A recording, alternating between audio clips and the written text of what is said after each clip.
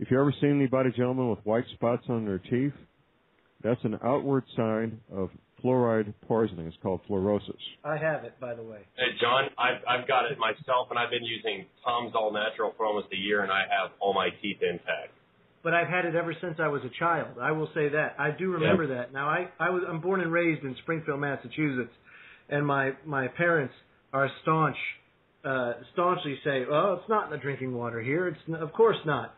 You know, and well, that's of course it is. If you go to any good medical dictionary and you look up the word fluorosis, you'll find that it's the outward sign. Now, what you see in the white spots in your teeth is only the outward sign. Right. It's part of a much more complex medical and physiological condition. John, would drooling on myself count as a outward sign also? Well, I'm not going to go down that road right now. Oh. I went to the salad bar today at a restaurant, and I started to salivate looking at the food on the counter. Does that have a connection? Well, I was going to say, Joe, if the drooling happens when the Dallas Cowboy cheerleaders are on, then you might be normal. Oh, okay. Well, John, now what happened? Because I was born in 1940, and I went through the period there, and I remember the tooth decay of the 40s, and I remember saying on the air the teeth of the British people during the Second World War were awful, and something happened. They've always been awful. Well, I know. Well, thank you. You and I are the only people that criticize the British teeth over the radio. But something happened, and tooth decay stopped and turned around. Now, what do you think? Well, it turned around because of better hygiene, not because of sodium fluoride. Right. I don't know. It says I don't know that better hygiene happened all at one time. I didn't remember that. You know, I lived through that. Well, that's the research that I've read is that's why tooth decay has gone down tremendously, is the better hygiene and better brushing of teeth. I don't believe but that. What I suggest I lived through it. It just didn't happen that way. I remember when Crest came out with fluoride toothpaste. That was a big thing. I remember when Bird's Eye Food introduced frozen orange juice back in the 50s. I remember back in the 40s. I remember all of these things. I remember when Martin Luther King started making his speeches and JFK was elected, and even before that, and details about all of these things. When I read history today, it's foreign to me because it didn't match much of it didn't match the reality of what I've lived through. Griffith, by the way, John, is an extremely seasoned individual, and he's. We typically get into the fluoride conversation because what he saw when he was growing up is different from what we're used to reading about. Now, I'm of the opinion also that it was the hygiene, the level of hygiene increased greatly during that time period, which led to the reduction in tooth decay. Now, I'll say this. I've been using Tom's fluoride-free toothpaste now for, I think, going on 5 years. And I've yet to have a cavity. I've yet to have any problems. And if anything, my teeth feel a little bit better. Mm-hmm. They don't feel worse. So not getting those fluoride treatments at the dentist, not using the fluoride toothpaste, I've seen no change, no change to the negative from switching to a non-fluoride product. Well, you have the benefit. Joe, you have the benefit. Go ahead, John. I'm sorry, John. Go ahead. Well, Joe has the benefit of having seen my DVD, but I don't think Griff has. No, I haven't. But Griff, I'll ask you to do the following thing. Sure. Walk to your medicine cabinet, take out your tube of toothpaste, and what you read on the back of it is the following. If you swallow this toothpaste, call poison control. That's right on the back of your toothpaste, Griff. Now, why would you intentionally put poison in your mouth?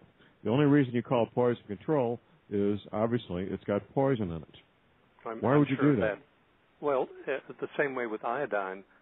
If you drank a bottle of iodine, you would probably want to call poison control.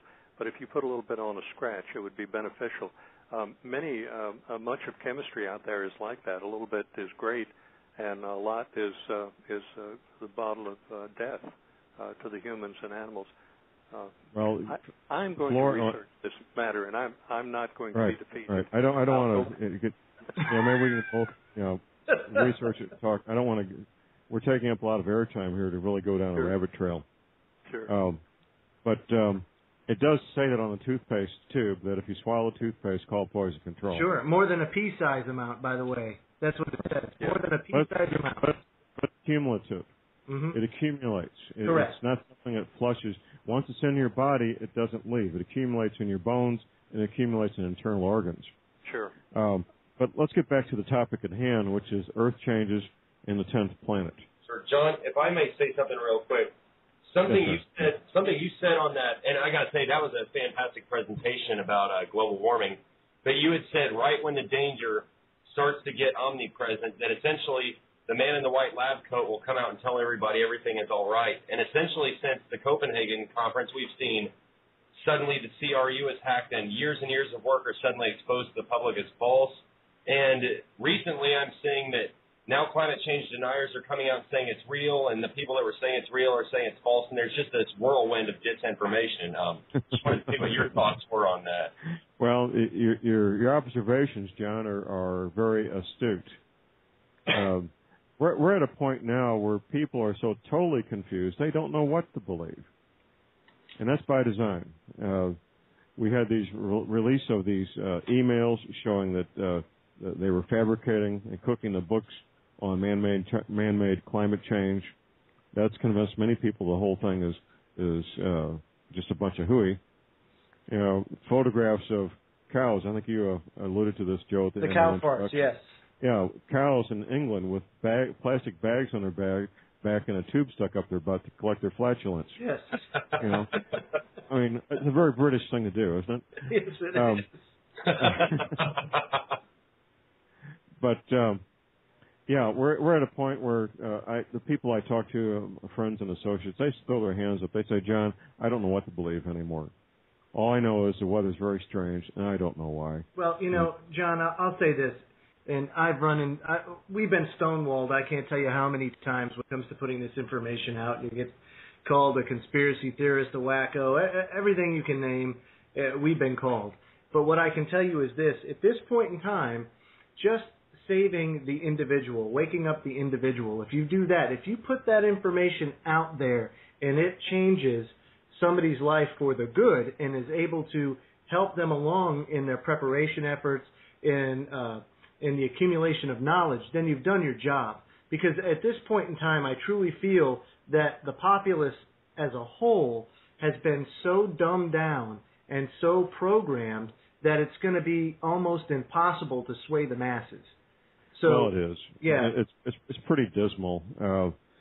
The rate of illiteracy in this country is running. Nearly half of all the adults are either illiterate or semi-literate, what you might call functional literate.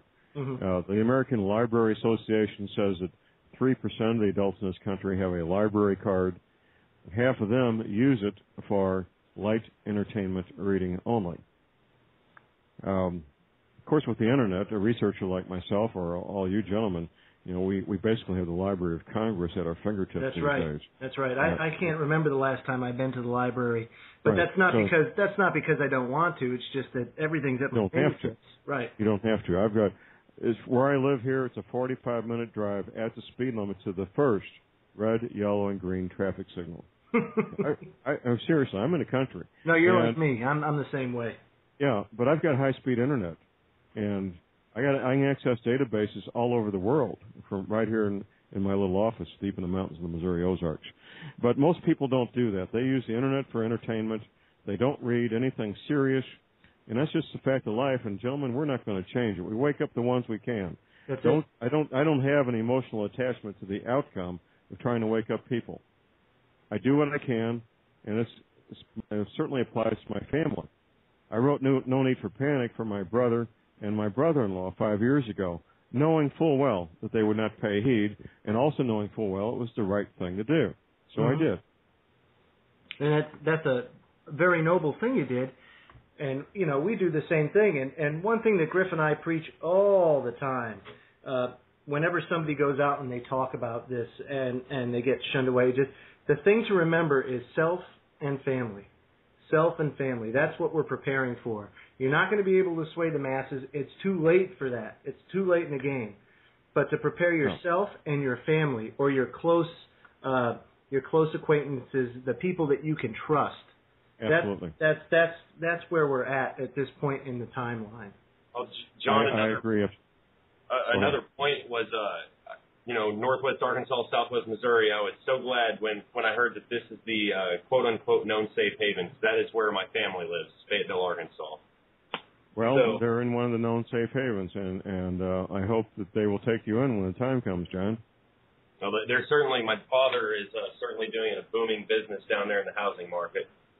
Something's going on. They're doing good. Maybe more people are heeding the warning. Northwest Arkansas? North Fayetteville, Arkansas. Yep. Yeah, there's a lot of spillover from all the things that are going on in Bentonville and that whole area. So a lot of spillover effect as far as business and a lot of Navy veterans. I should mention this. You all know the Prophecy Club, I'm sure, out of Topeka, Kansas. I was on a nationwide speaking tour on this topic in January 2005. On the Detroit stop, it's a 3-hour presentation, 2 15-minute breaks. On one of the breaks, a man walked up and introduced himself. He says, "John, I'm in the insurance industry. We've wondered for years, why is there such a cluster of retired Navy veterans, thousands of Navy veterans, living in the zip codes of the Arkansas, Missouri Ozarks? Now we know."